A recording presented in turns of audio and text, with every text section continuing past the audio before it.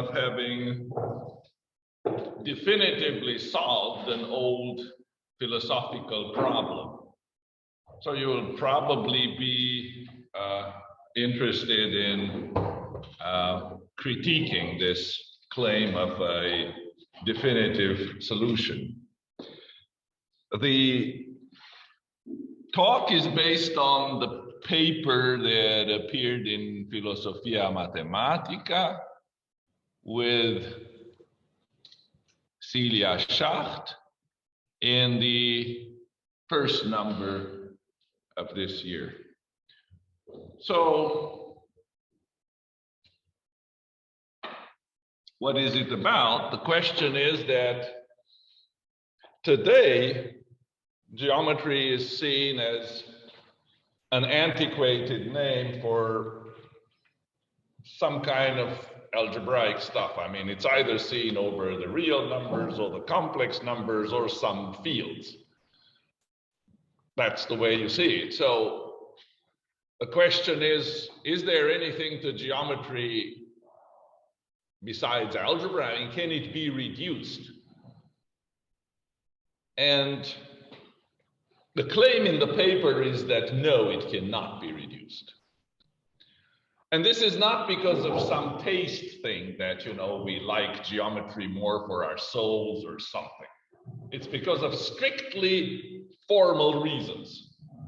So let's start then. I have a PS to Brouwer's talk of last time.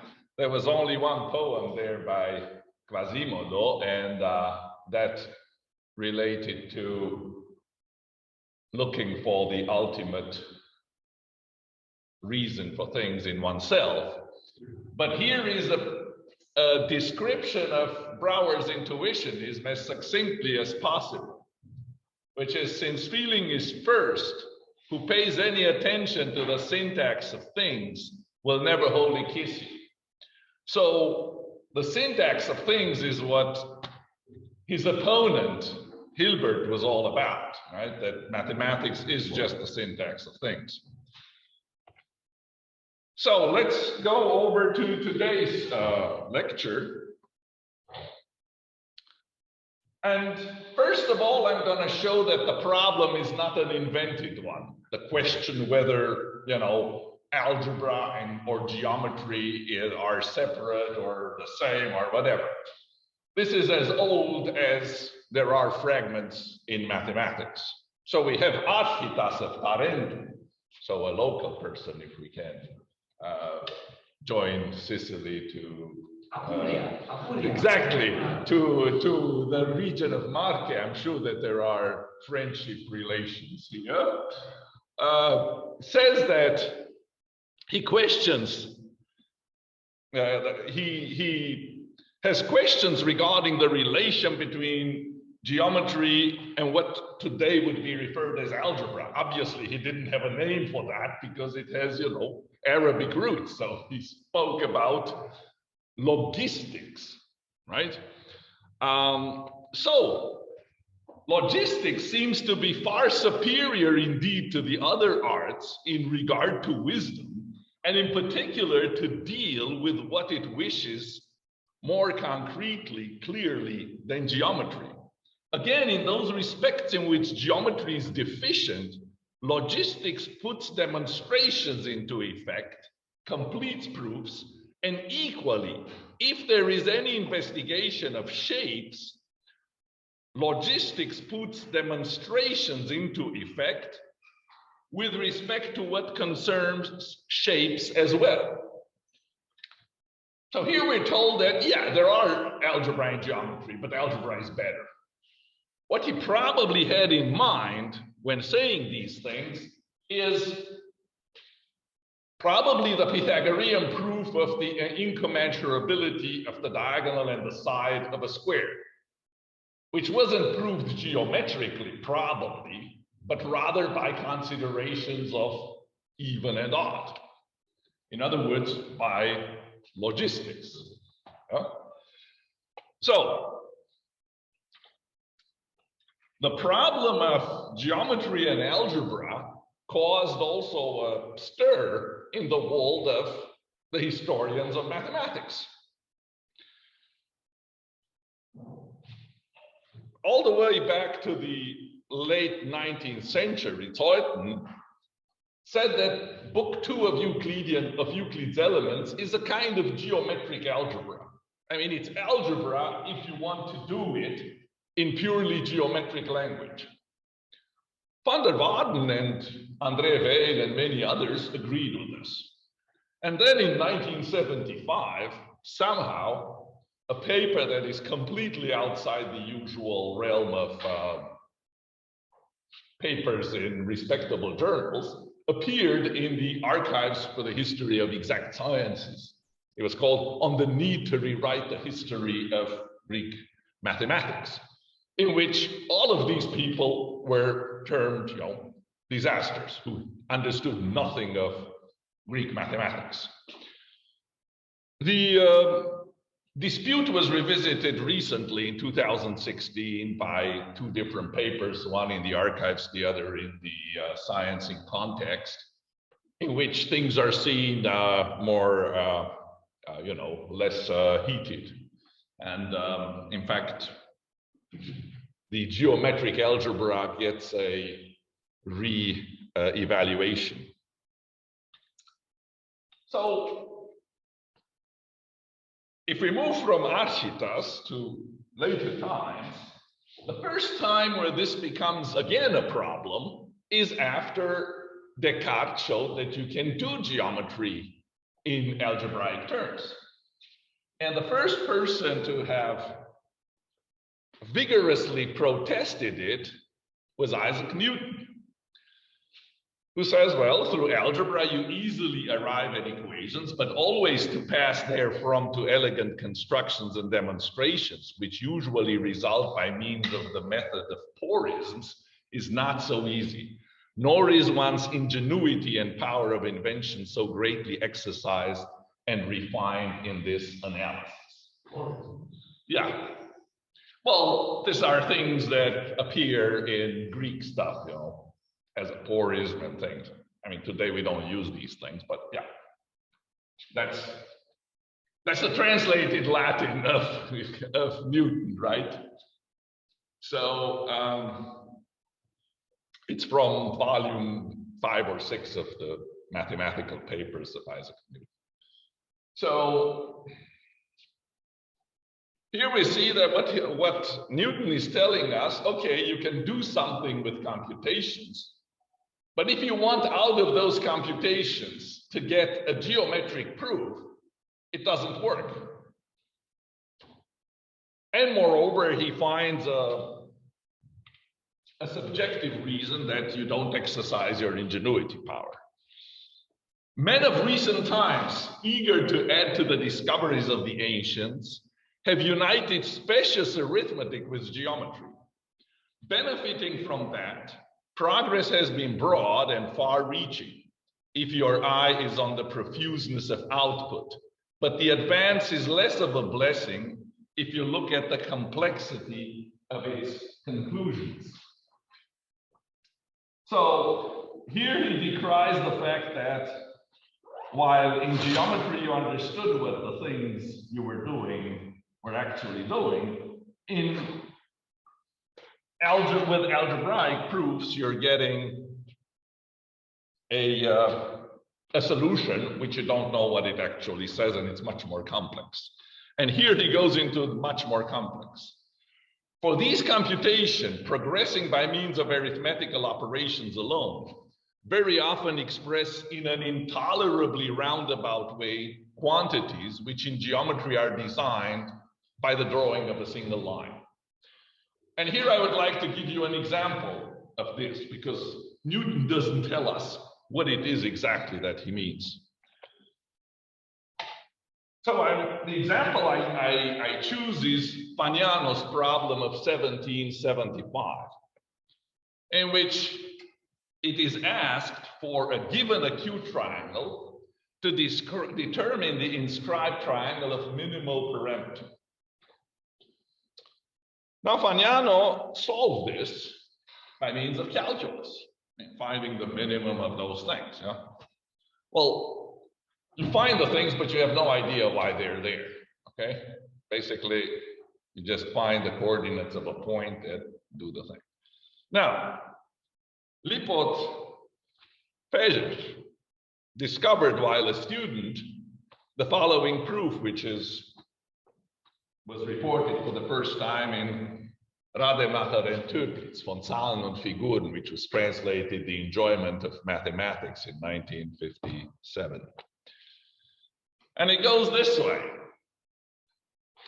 So your triangle is ABC. This is the acute triangle we start with.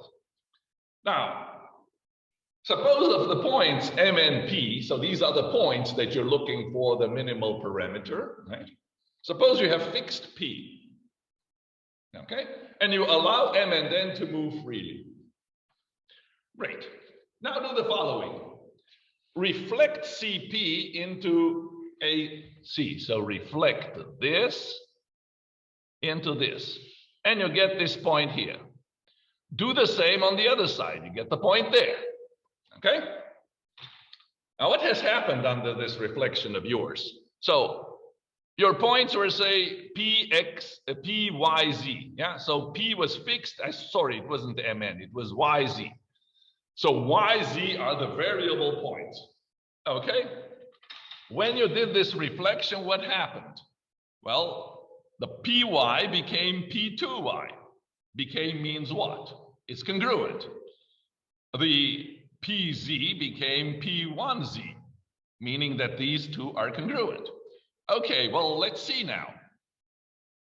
You have transformed the parameter PYZ into the path P2YZ P1. So this is a broken line that joins P1 and P2. Well, what is the shortest? As Newton said, by the drawing of a line. Join P1 and P2, draw the line, and you realize that's the shortest you can actually do. So the best is to have the points like these two. Okay, well now, what about, how do we find out now the minimal, the triangle with minimal parameter? Well, let's see. What happens here? Here on top, if you look, this angle and this angle are congruent. So this is twice this angle. On the other side is the same story. So the angle P1C P2 up here is twice the angle C, which means it is a constant angle. So what kind of a triangle is this C, P1, P2? It's an isosceles triangle with a fixed angle on top. When is it smallest? So I have something like this, yeah? The angle here is fixed. How can I make the distance here smaller?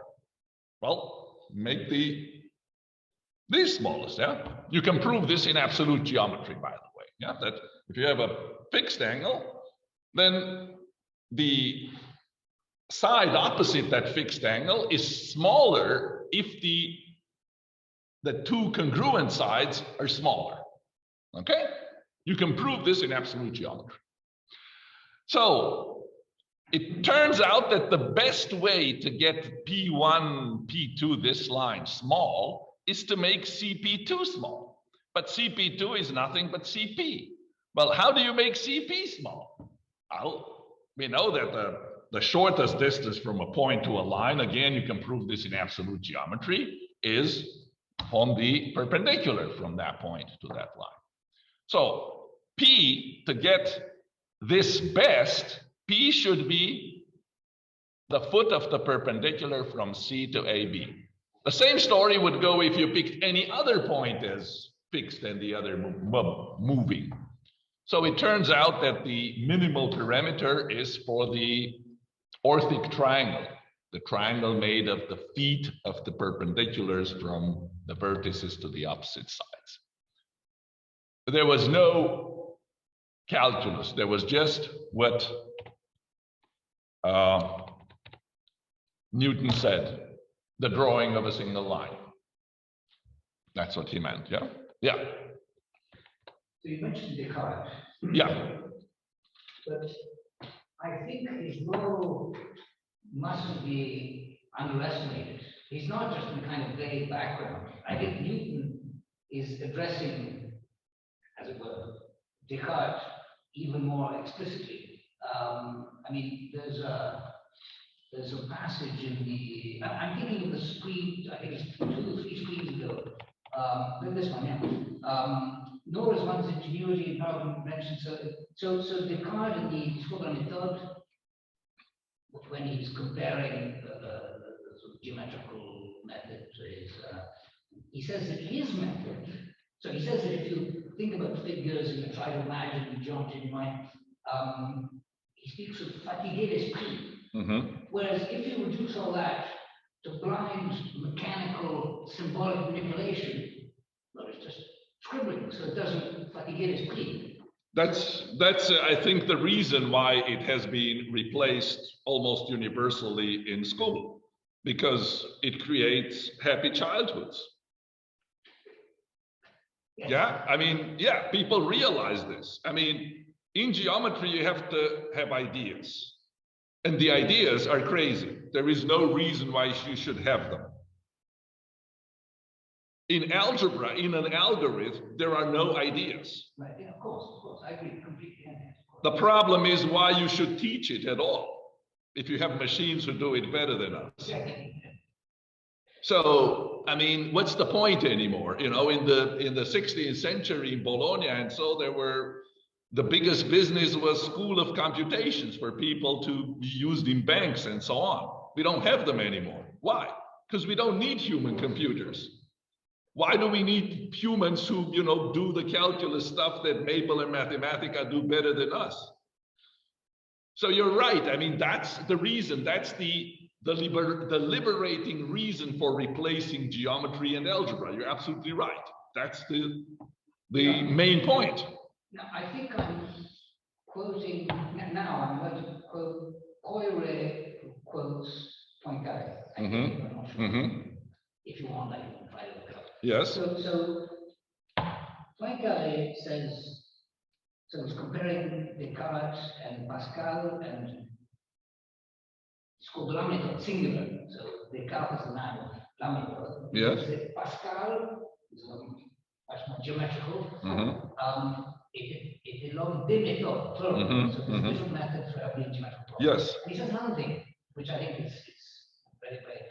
He says, so this is Poincaré. He says, je ne peux pas admirer une méthode qui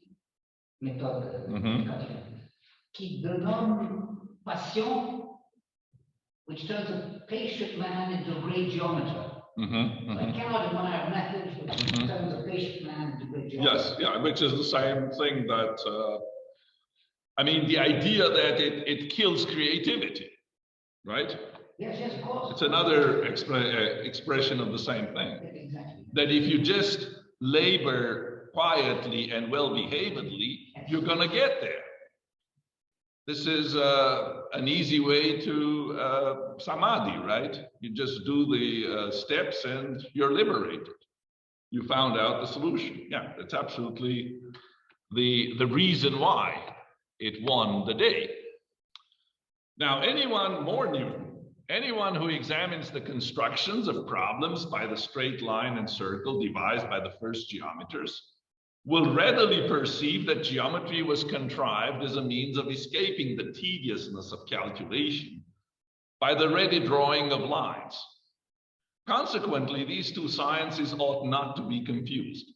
The ancients so assiduously distinguished them one from the other that they never introduced arithmetical terms into geometry, while recent people, by confusing both, have lost the simplicity in which all elegance of geometry consists. Okay? So these reasons are of a subjective nature. So you reject it because it does this and this to your mind and so on. Our reasons will be purely formal. Now Leibniz You would think that Leibniz would be excited about this thing, right? Because it's a calculus rationato and so on. So it's this machine where you sit down and you compute and you decide. But even he doesn't like this. I mean, the dispute between Leibniz and Newton was to a great extent the dispute between two mindsets, the geometric and mystical, to the algebraic, algorithmic, rational. It's the early debate between mathematics and computer science, basically. So what does he write to Huygens in 1679?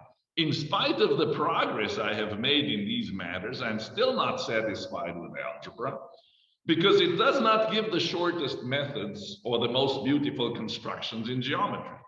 This is why I believe that, so far as geometry is concerned, we need still another analysis which is distinctly geometrical or linear, and which will express situation directly as algebra expresses magnitude directly.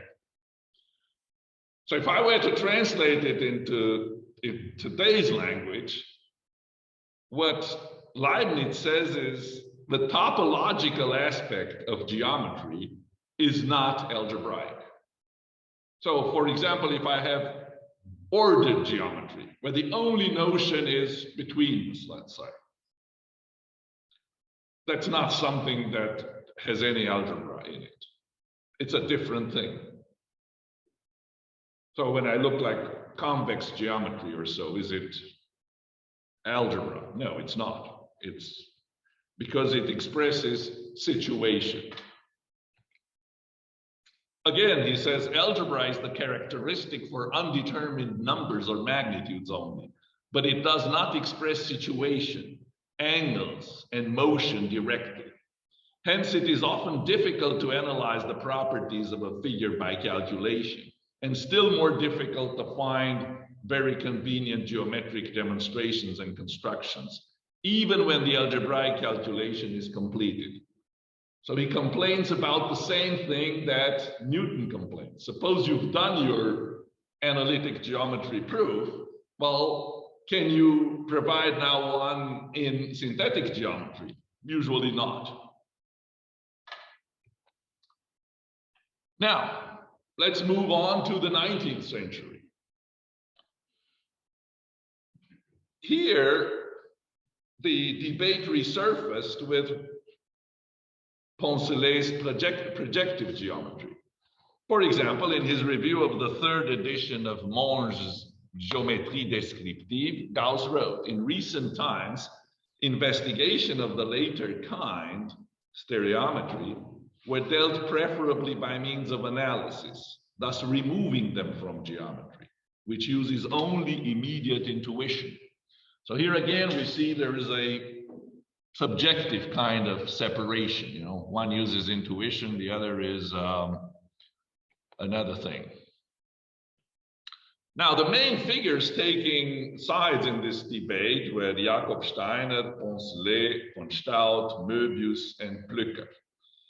The history of that tension between the synthetic and the analytic approach during much of the 19th century has been chronicled in the two very nice papers by Gemma Lorenat. And for the Kingdom of Naples, the story was told by Romano Gatto in a paper in 2000.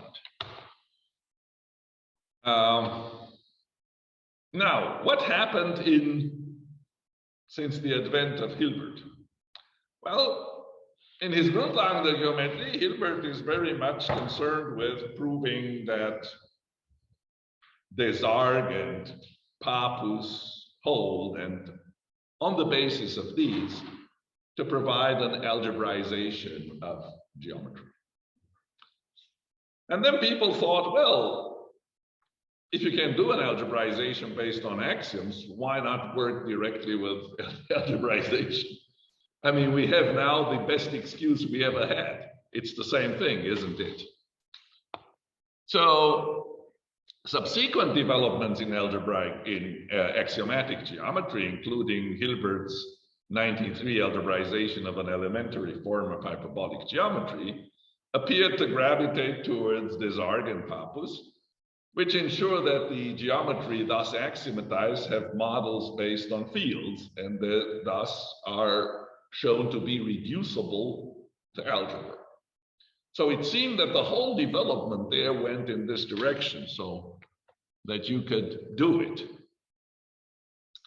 Now, there are two schools of thought here of why algebra should be geometry or why it shouldn't be. And the schools of thought, like almost everything, go back to Plato and Aristotle, who defended the opposite views. Plato defended the view that there is a unity in mathematics. So that mathematics is all one. So the question is, are the branches of mathematics branches of one big tree, or are there completely different walls with different languages that do not communicate really? The most extreme case of unity in modern times is provided by logicism. If you say that mathematics is logic, can be reduced completely to logic, that its notions can be defined in terms of purely logical notions, and its means of demonstrations are purely logical, then obviously you are on the unity side. In other words, there is just one mathematics because it's a subset of logic. Now, Plato defended the idea for unity in mathematics, and this can be seen from the fact that he tells us that the philosopher king had to spend 10 years studying mathematics. Why? To understand the unity of mathematics. That was the reason why it took so long. Aristotle, on the other hand, presents a very modern formalistic view of things, and he does not believe in this kind of a unity. Everything is the same. So for him, these theories really do not communicate to each other because they're in different languages.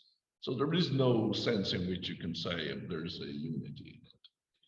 So he says it follows that it is impossible to prove something by passing to it from another kind. Example, to prove a geometrical truth with arithmetic. For there are three elements in demonstration: what is proved, the conclusion, which is an attribute belonging to a kind in itself, the axioms, which are premises of the proof. Third, the underlying kind of attributes and properties that hold of it in itself are revealed by the demonstrations. The axioms, which are premises of demonstration, may be identical in two or more sciences. In the case of two different kinds, such as arithmetic and geometry, however, you cannot fit arithmetical demonstrations to the attributes of magnitudes unless the magnitudes in question are numbers.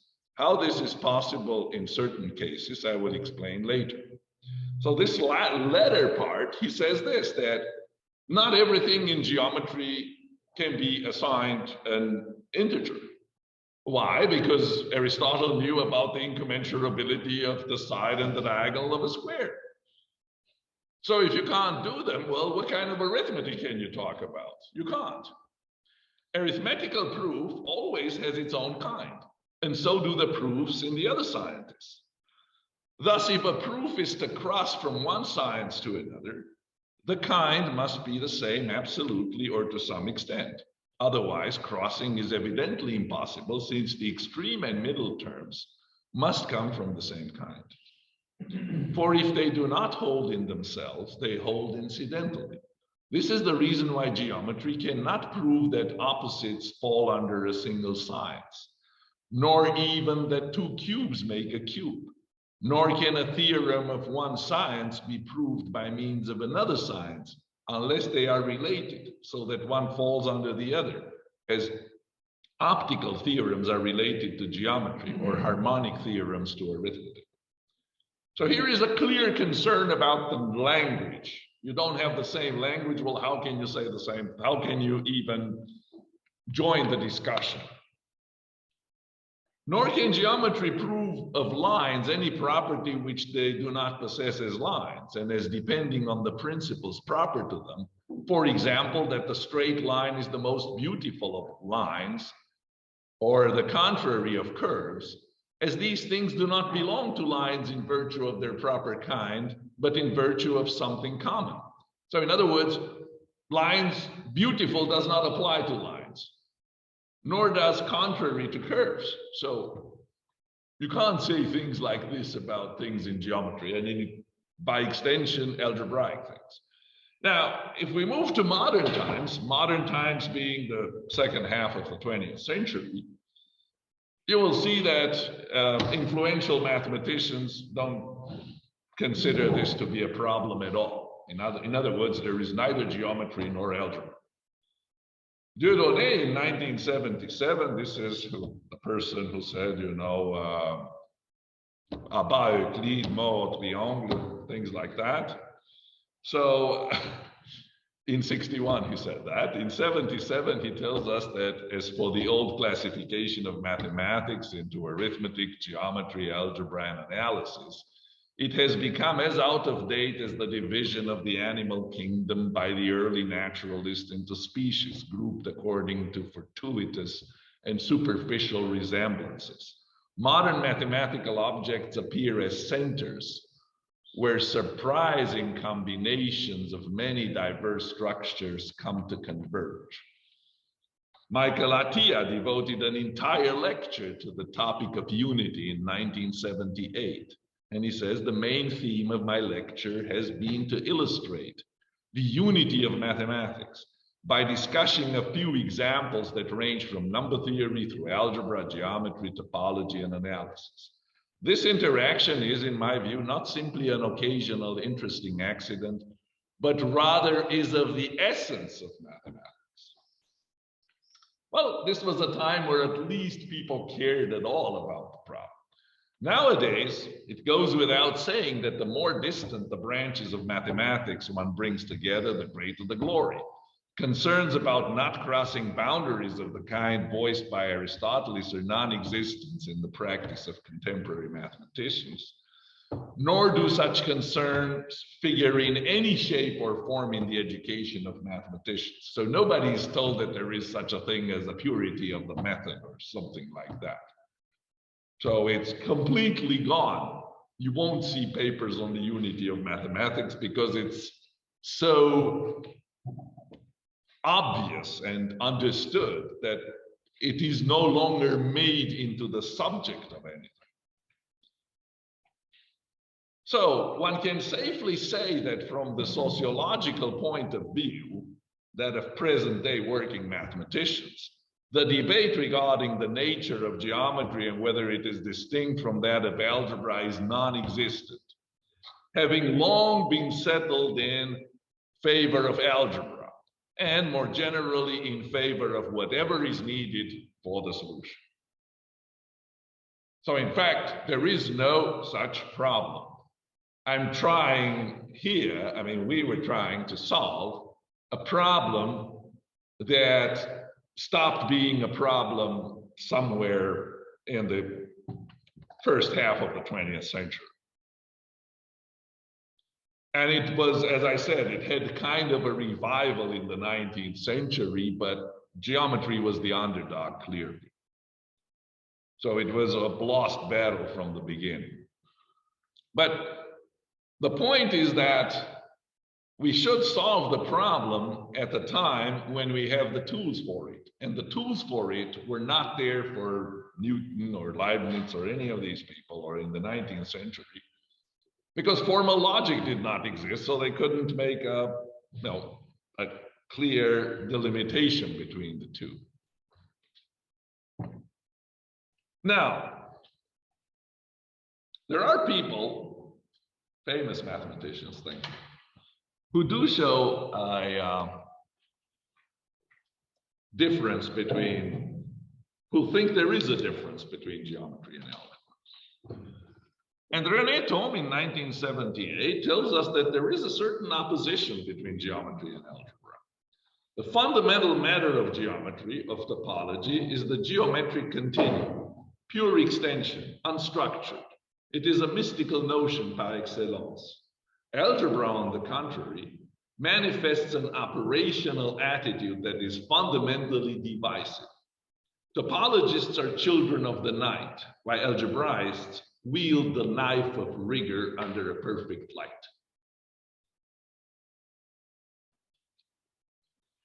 Again, this has subjective elements, how it is in the human mind and so on. What is algebra for us? So defining the terms of the discussion is important. If we say that, you cannot reduce geometry to algebra, then we have to see what is geometry and what is algebra in this discourse. So when we refer to algebra, we mean elementary algebra as encountered in algebraic structures associated with elementary geometric structures. These are quasi-groups, loops, groups, rings, fields. Yeah. From the point of view of its language, elementary algebra appears to be mainly a story about the behavior of certain, at most, binary operations, such as multiplication, addition, the Lie bracket, composition, concatenation, and so on, to which sometimes a concern for a binary relation, such as the order relation, is added. The algebraic structures in which ternary operations occur have sprung up mostly to offer coordinatizations of geometric structures which are too weak to allow for the construction of the classic algebraic structures.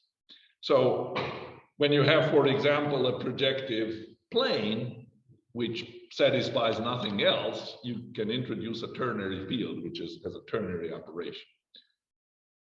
The thing about these things is they're of no good. I mean, these ternary structures don't provide the liberating effect that the traditional algebraic structures provide. In other words, you can't compute in them and you find out things in geometry in an easy way. So they don't have this liberating power that they liberates you from the need to be creative, to imagine. The axioms that are defining these algebraic structures are for the most part equational, or else have a very simple Boolean structure. The quantifier structure is also simple, many axioms being universal sentences and many displaying certain symmetries, giving an impression of a necessary statement, of a universal edict. Algebra is the art of computing for these purposes. Well, let's see what Atiyah says about this algebra versus geometry. Algebra, on the other hand, and you might not have thought about it like this, is concerned essentially with time. Whatever kind of algebra you are doing, a sequence of operations is performed one after the other. And one after the other means you've got to have time. In a static universe, you cannot imagine algebra, but geometry is essentially static. What is geometry for us? In its traditional garb that came down to us from Euclid and Hilbert, it is a story about the relations between certain entities. So relations. Often those relations are not binary ones, but of higher arity, such as when there is only one sort of variables to be interpreted as points. So if you have only points, and you don't happen to be in hyperbolic geometry, then you do need at least a ternary relation. This was proved by Raphael Robinson, even if you have a finite amount of fixed length in your language. So you need to have at least ternary relations if your language has only points as variables. Its axioms do not have the appearance of universal edicts. They appear to be accidental statements whose truth was decided upon for reasons that are not directly visible from their syntactic form. Now, Moritz Geigert in the 1920s and 30s tried to show that they are not accidental statements, that they are in fact the only thing you could have said. He was quite successful about this with respect to the order axioms. He showed that, well, what else could you say? I mean, he wrote the whole book on this. Max Dehn was very critical of him. For good reasons. I mean, it doesn't work past the order axioms. If you go to congruence or mixed axioms, there's nothing that tells you couldn't have done otherwise. So I'm just telling you this to not believe that there hasn't been an attempt to show that you're somehow forced to assume them, that they are pretty much like the algebraic ones. Some are long conjunctions in the antecedent implying a succedent. So their form, if you see a page of geometric axioms and a page of algebraic axioms, you know right away which is which. And here is our definition of geometry, is about finding a language that can capture aspects of a specific reality, experienced as spatial and encapsulated in figures. A more poetic form of this is by Paul Valéry in his Cahiers of 1917. The language of many geometries can be, what is this? Where is his? Here it is. The invention of geometry consisted in introducing the language and the logical operations of language as the development of an intuitive knowledge. This is an enormous step forward. Ce pas est énorme is what he says. That's my translation. So if you don't agree with this, well, yeah. There is also a translation of this. It appeared in Peter Lang or so. Several authors have translated the mathematical parts of the Cahiers. So the language for geometry, we have seen in our lecture on constructive geometry that we can choose it to have just operations and some constants, right? So it looks, you would say, pretty much like algebra, doesn't it? The axioms are all universal, they're operations, so things look like good. So although it seems like algebra,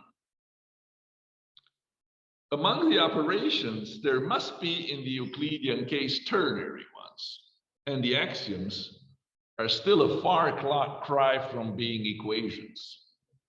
So the axioms will have those structures with this and this and this and this imply that, which is not the typical thing that algebra does.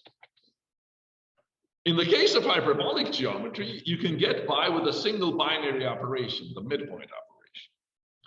But then the quantifier complexity is universal existential, and the matrix of the axioms, in other words, the way it looks like, is very different from being equational. Even a cursory look at a page of axioms for this and for algebra will tell you that they're completely different in complexity. So let's look at the case for the people who do claim that geometry is reducible to algebra. So let's, for the beginning, take this position that we'd like to see the two as being one and the same thing.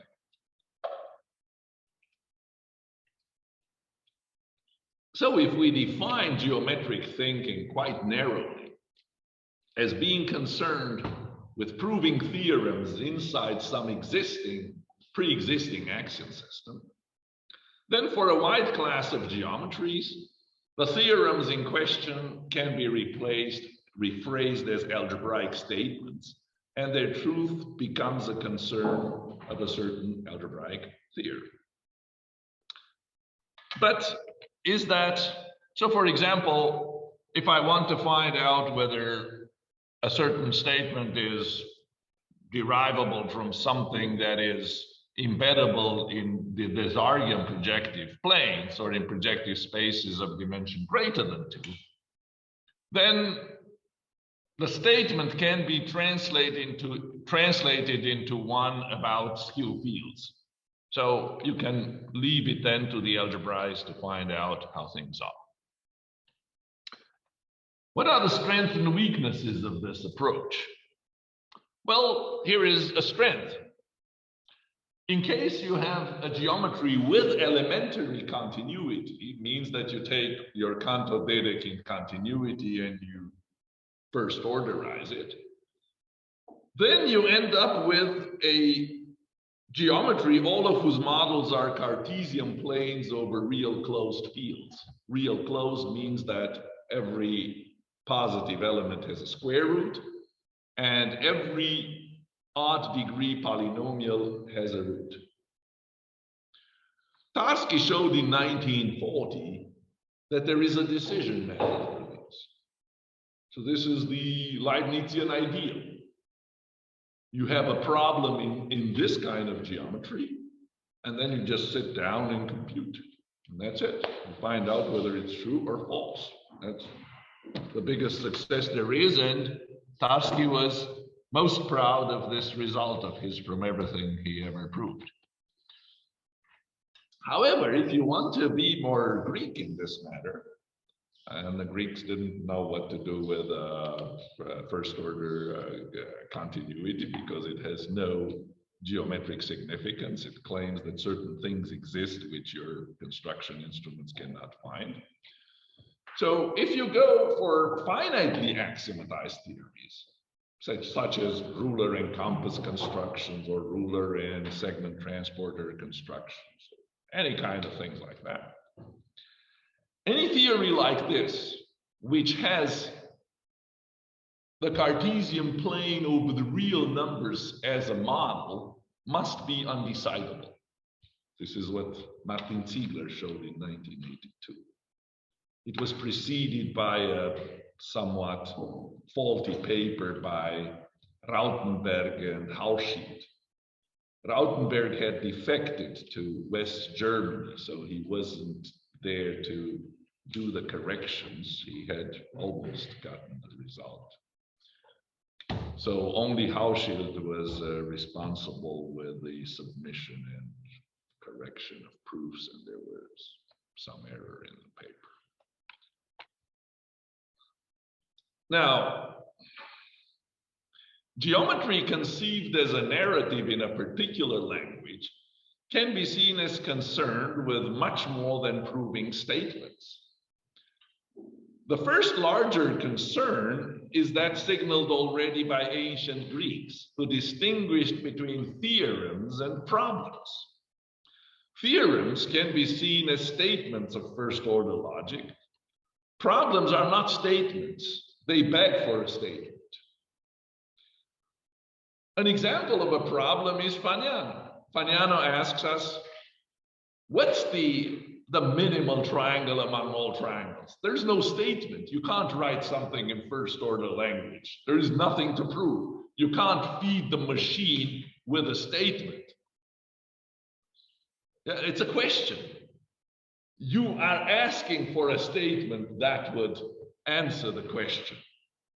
So already here, there's no hope in doing anything with your decision method, even if you are in that most fortunate case where there is one. By the way, although Ziegler's result tells us that these are undecidable, it's still not known whether their universal existential fragment is decidable. So in other words, there is a strong feeling that everything we're really interested in proving in Euclidean geometry can be proved.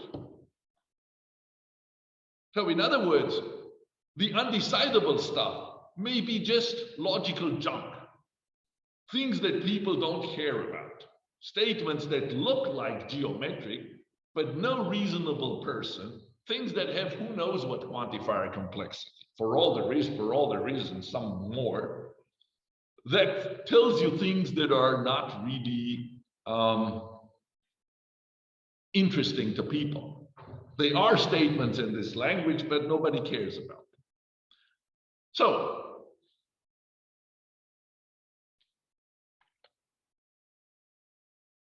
the other approach in saying that I can reduce geometry to algebra is to look at the Erlangen program, right? To say that, well, can't I reduce geometry to group theory? Because for every geometry, I can look at the group of automorphisms. In happy cases, you can recover the geometry from the group. These are very rare cases, though. I mean, the geometry must have a whole lot of structure for it to be read out of the group. Yeah? So, for example, if you look at just ordered geometry, it's hopeless. The group of transformations has hardly any structure, so you won't get anything back. Also, it's possible to have a group and to have two different geometries. For example, as far as group, you can't distinguish hyperbolic geometry from projective geometry on a line. The group is the same. So there are some little problems like this. But suppose you are in these super happy cases in which the group gives you everything there. What have you done now? You have translated geometry into algebra. But is this algebra the liberating path that Descartes had promised? Not at all, because geometry is undecidable. I mean, group theory is undecidable. You've now turned a problem from geometry into a problem in group theory, which isn't any easier. It's as bad, if not worse. So the only advantage is that now you can compute. You have a binary relation, the group operation, the composition, and you can do your thing. So what is that? Nothing. So people who believe in this commonality of the of geometry and algebra, first of all, if we remember, Brouwer thought there was just a single intuition of time that was responsible for all of mathematics. In other words, the geometry is reducible to algebra. And he even mentions, ever since Descartes, we know that it can be reduced. Yeah? So all one needs is algebra. The Buddha, another interesting feature of the Buddha's language of temporality. The language of temporality means that the Buddha didn't like to say that things are. They were becoming. Because of dependent arising. Things aren't. They arise because of other things. So is his use of the term for space to refer to time as well. In the traditional literature, the term adpan is used exclusively in the sense of road, way, orbit, journey, or course. The Buddha, though, uses it in this sentence: a person wandering for a long stretch of time with craving as companion does not overcome the continued cycle of wandering in this or other modes of life. So he says, wandering for a long stretch of time, he uses this term, advan, for a long stretch of time. So again, he thinks that time, which is algebra, and geometry are the same. And Luigi Tenco tells us the same. E lontano, lontano nel tempo. And he alternates this at every beginning of a strophe with E lontano, lontano nel mondo. So he says again that the two are the same. Now, why does he think so? Well, because he was a student in electronic engineering at Genoa. And he failed twice the exam called Geometria Analitica e Proiettiva, taught by Eugenio Togliatti. Was a great geometer. He even got in 1915 the Steiner Prize of the Berlin Academy of Sciences. Because Jakob Steiner had left some money to be used, a third of it to be used as for the Steiner Prize. And for a short time in 1924, he was an applied mathematics professor at the University of Zurich.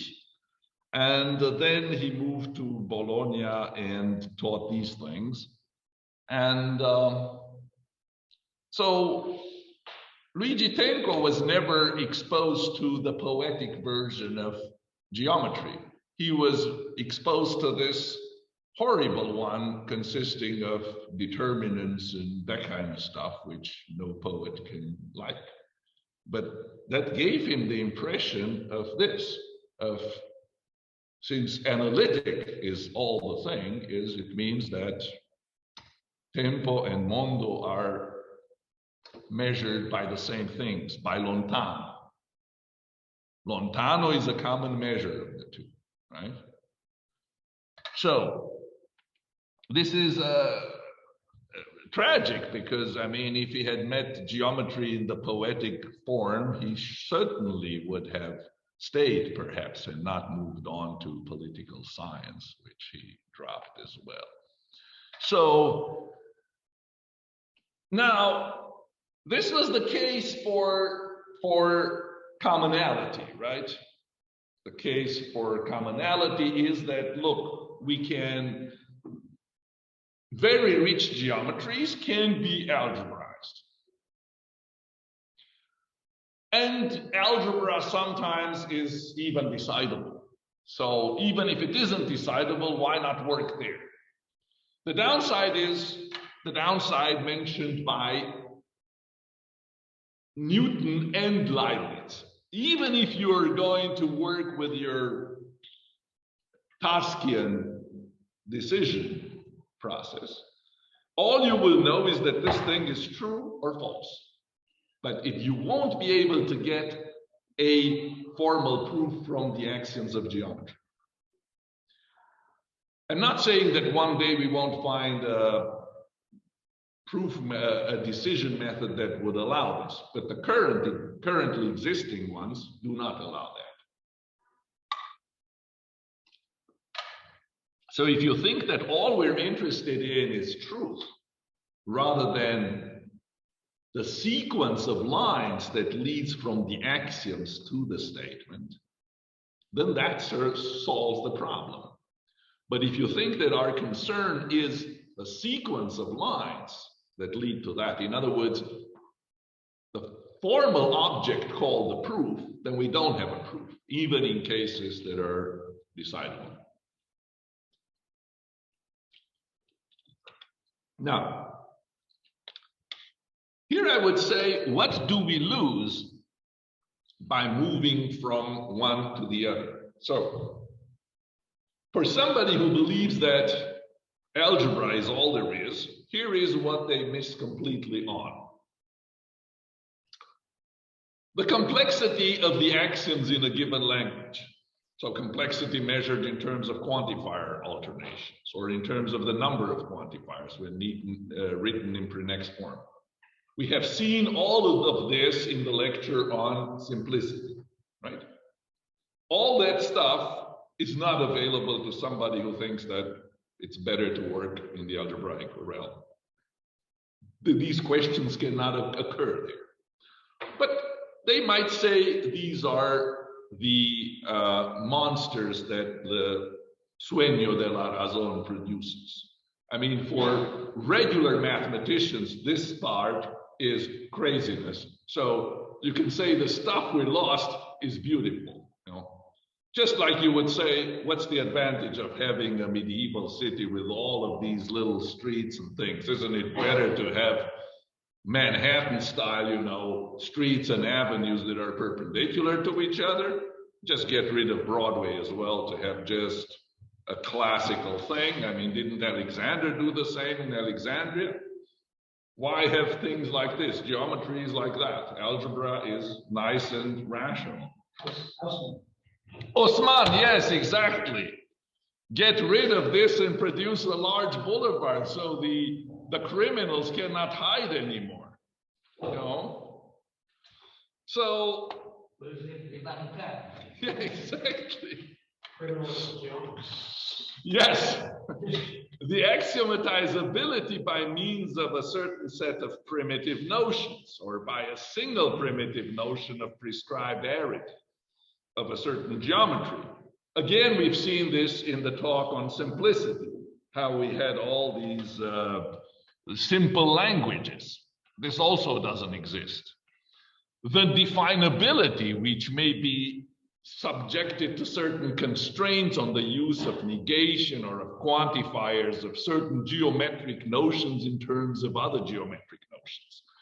We will tell more about this in this lecture. The other two, I said about them in the simplicity one.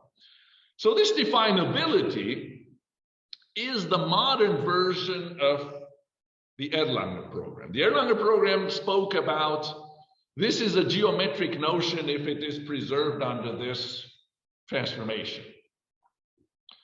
If you look in logical terms, this means that a certain notion is definable in terms of other notions.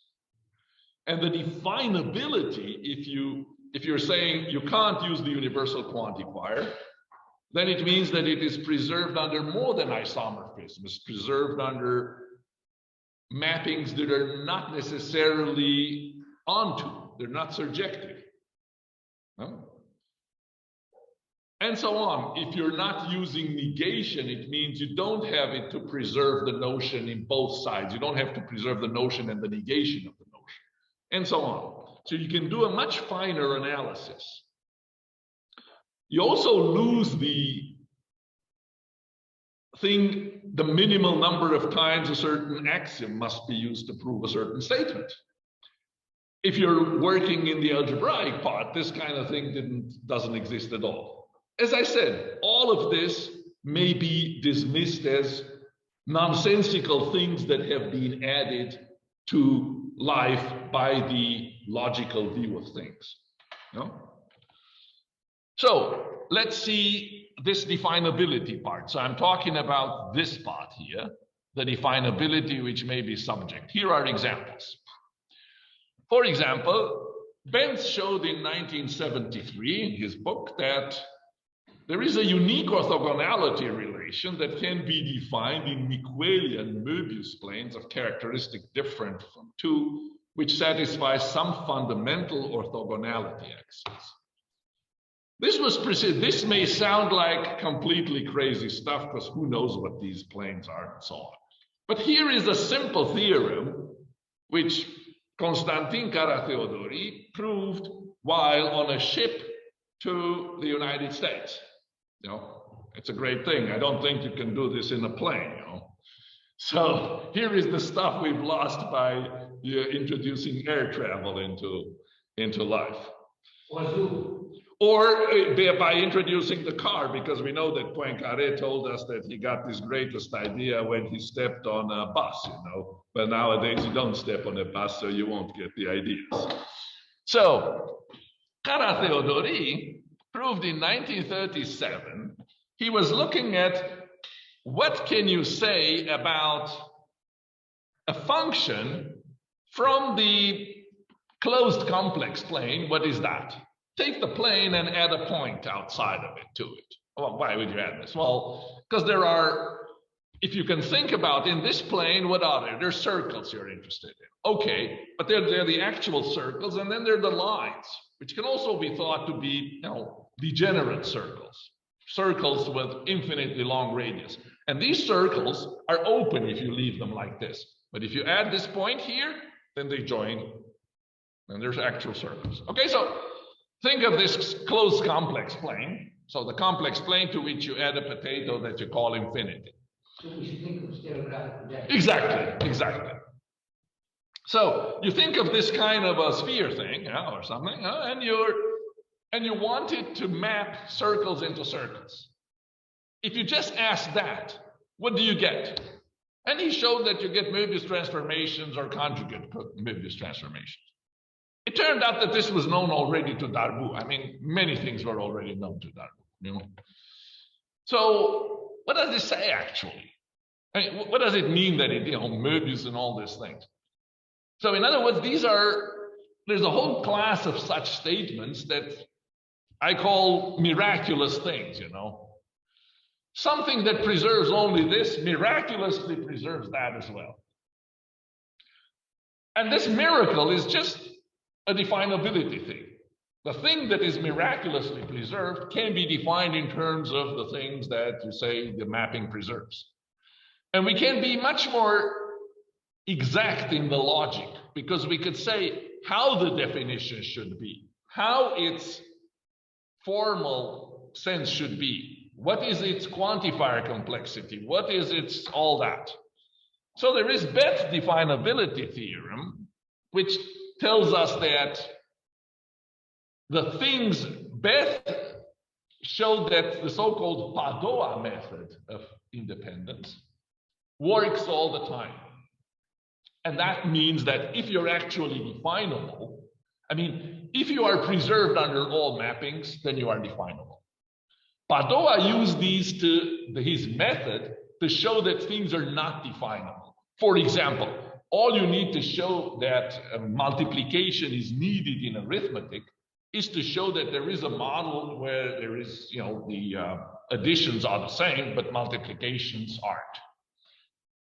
And the idea was, does this work only sometimes or all the time? And Bethe showed that yes, it works all the time. And this is the so-called Bethe definability.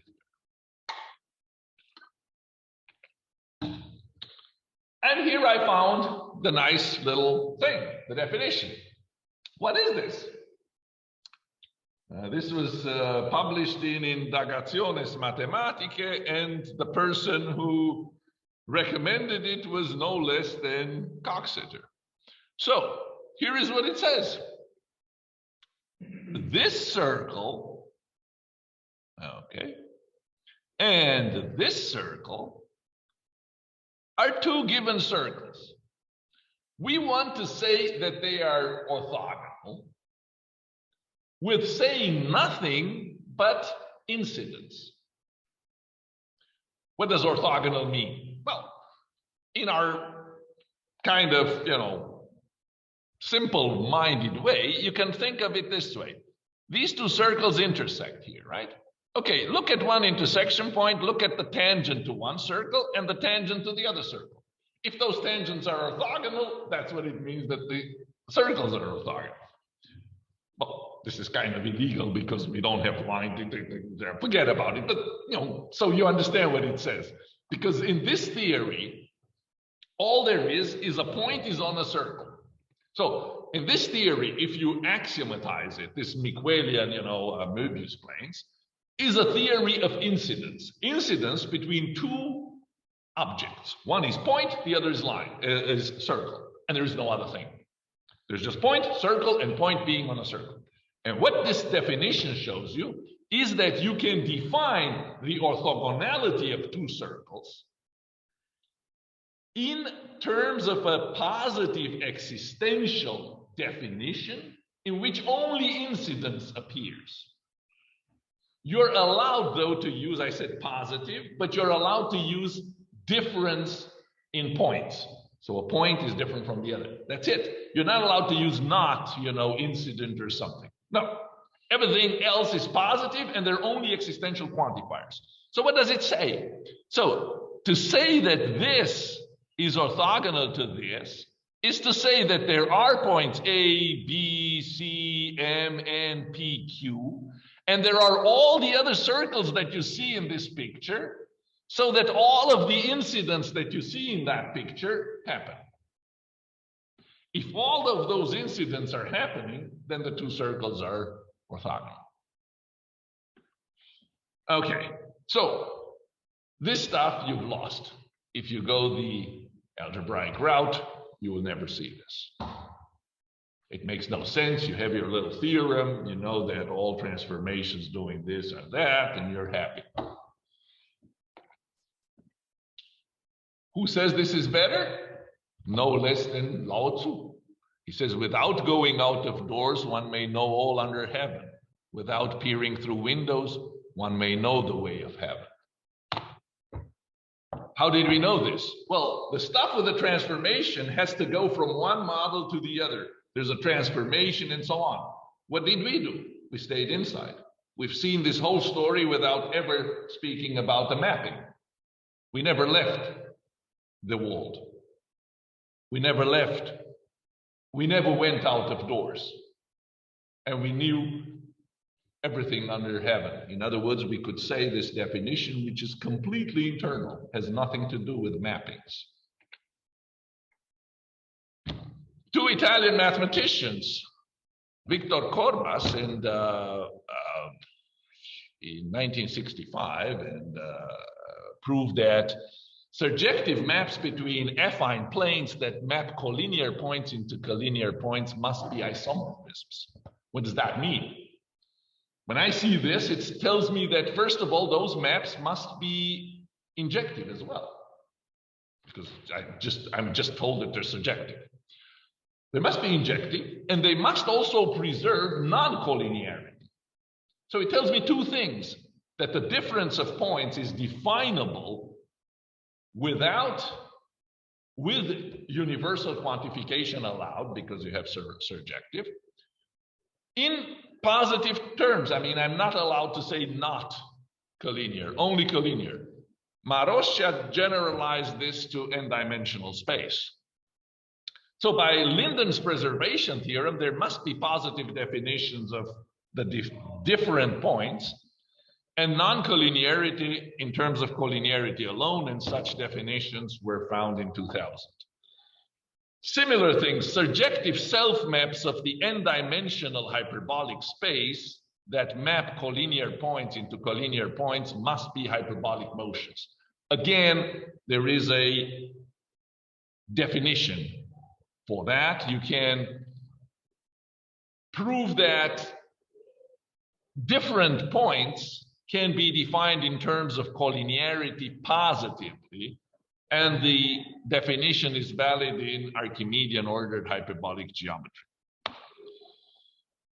Other things, in 2008, two authors showed that a mapping that preserved just betweenness must be affine.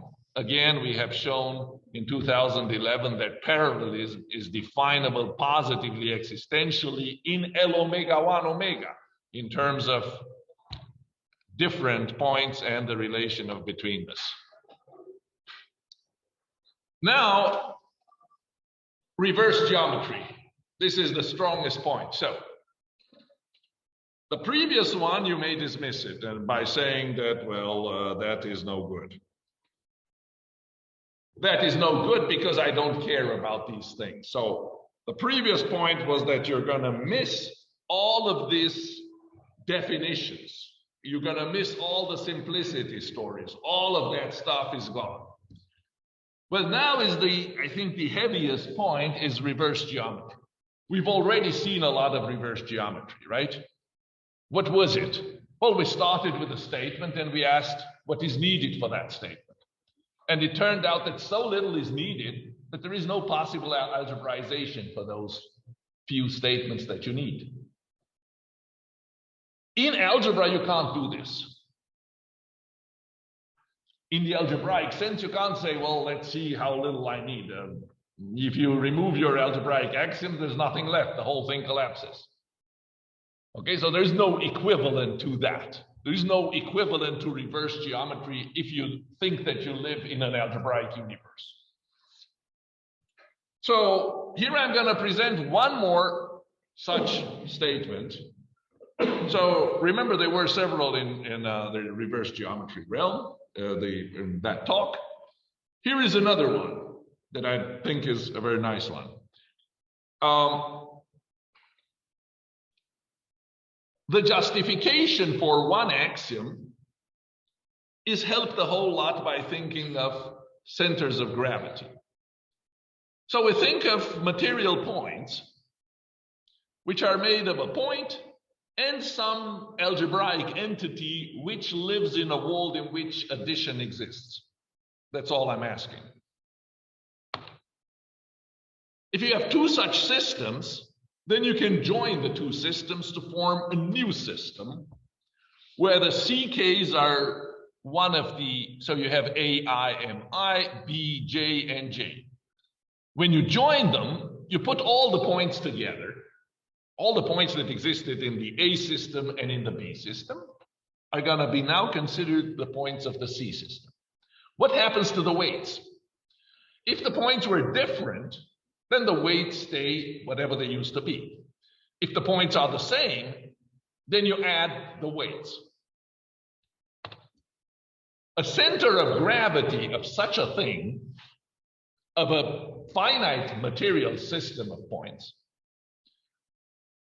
is considered to be a map mapping A to a material point, subject to the following axioms. The center of gravity of just one material point is itself. There's no problem with that, right? If you have 2 points, then the center of gravity, and they are equal weights, then the center of gravity is somewhere in the middle. The point itself, right? The weight is whatever it wants to be. I'm not asking the weight to be anything special. You think that the weight should be the sum of the two. No, it shouldn't. Could be anything. Now, if I have 2 points and they have different weights, then all I'm asking is that the point part of the center of gravity should be on the same line. That's not much asked, right? You think that should be the case.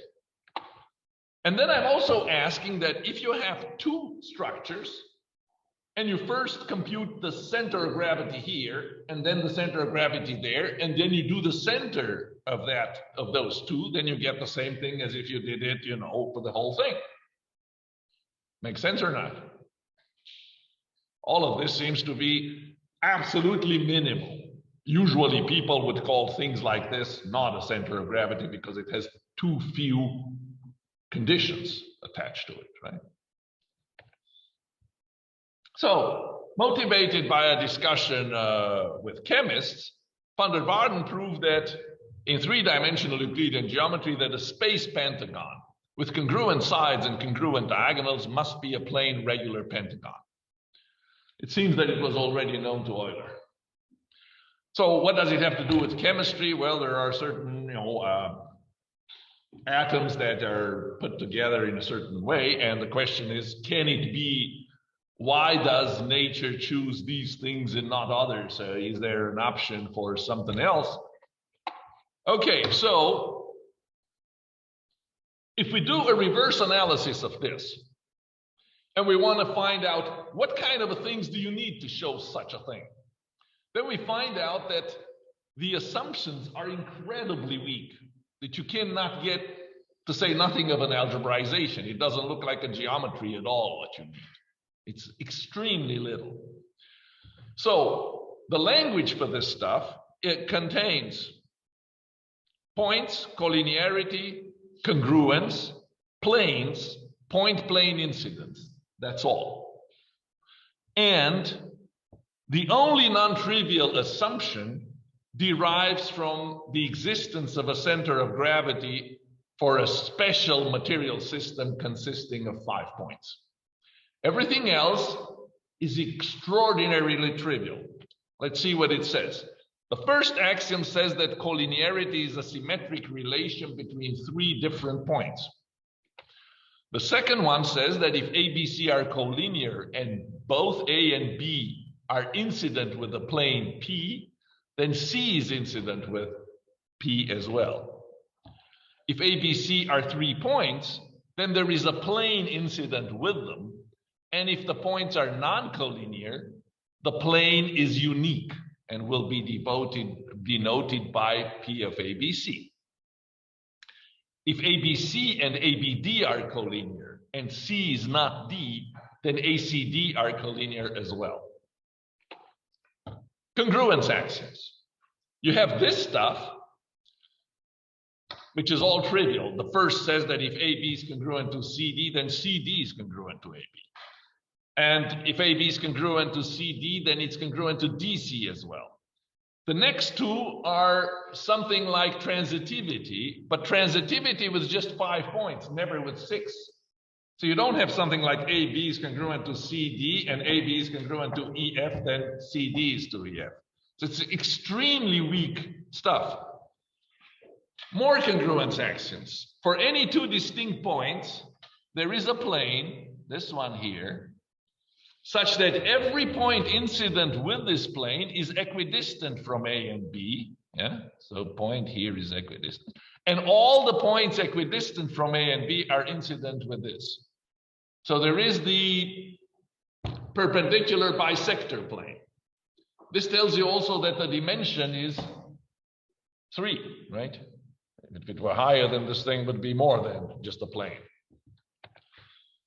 Every segment has a midpoint, which is a point collinear with and equidistant from the endpoints of the segment. We write M of A M B whenever M is a midpoint of AB. We neither assume nor can we prove the uniqueness of the midpoint. Another congruence axioms, the medians corresponding to congruent sides of 2 congruent triangles are congruent.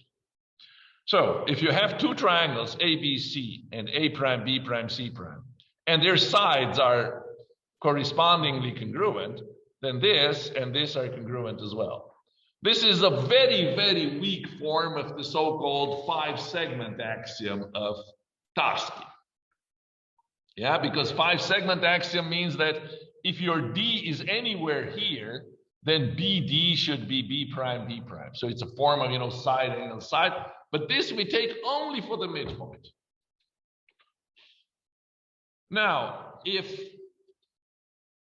you have 4 points A, B, C, D, and the perpendicular bisector plane of AB and the perpendicular bisector plane of CD coincide, then A, B, C, D are on the same plane. This axiom says that B is a midpoint of AC and AC is congruent to A prime, B prime. AB is congruent to A prime, B prime. And BC is congruent to B prime, C prime. Then B prime is a midpoint as well. Yeah? Normally, you would say this is trivial because if this is the same as this, and you know that these 2 are the same, and you know that these are the same, then you have this is the same. But we don't have transitivity, remember. We have it just for 5 points. We don't have it for 6 points. So this is why you have to add it here. Now is the key congruence axiom. And we're done. That's all there is. There's nothing else. So you have that A, B, C, D, E are 5 distinct points, and these things happen, and these things happen, then these are coplanar. Let's see what the picture says. The picture says this. You have the points A, B, C, D, E. And you have this. N prime is the midpoint of AB. M prime is the midpoint of EC. M is the midpoint of AD. N is the midpoint of BC. You're told that n prime, m prime, and d are collinear. You're also told that n, m, e are collinear. Then these two lines lie in the same plane. What's the justification for it? Let's see. The justification comes from the assumption that material points systems with 5 points with equal weights at every point have a center of gravity. Why? Let's see. Let's look at the system of points made of A, B, C, D, E. We're going to compute the center of gravity in two different ways. One is by separating three systems, the system AB, the system EC, and the system D.